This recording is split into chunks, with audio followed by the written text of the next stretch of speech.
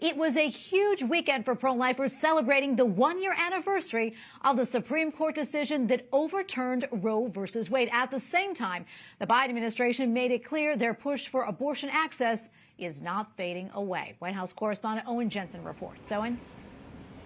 Tracy, President Joe Biden held an event today discussing high-speed internet investments, but it was two major stories from this past weekend that are still making headlines on this Monday. One, that near mutiny in Russia, and the other, the battle to save babies.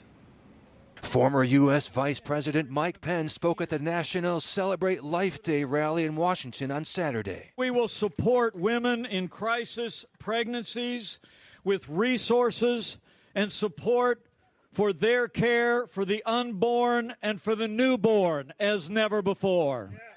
He emphasized to be pro-life means being pro-adoption. And when it comes to elections...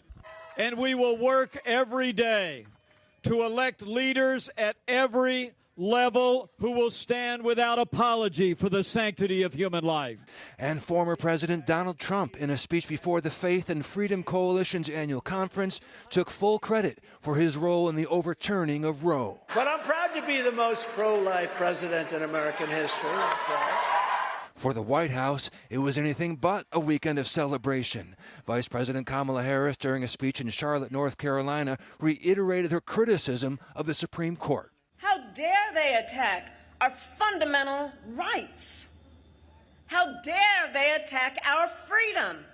Meanwhile, a failed revolt by mercenary soldiers in Russia. The short-lived uprising raises questions about President Vladimir Putin's grip on power.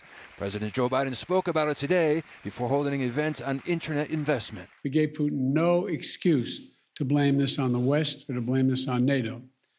We made clear that we were not involved. We had nothing to do with it. This was part of a struggle within the Russian system.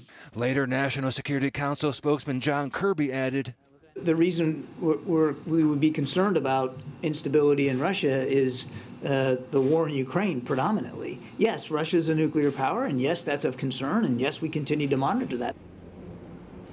Also today, President Biden released a statement denouncing torture, writing in part, quote, "Today on the International Day in support of victims of torture, I reaffirm the United States' opposition to all forms of inhumane treatment and our commitment to eliminating torture." At the White House, Owen Jensen, EWTN News Nightly.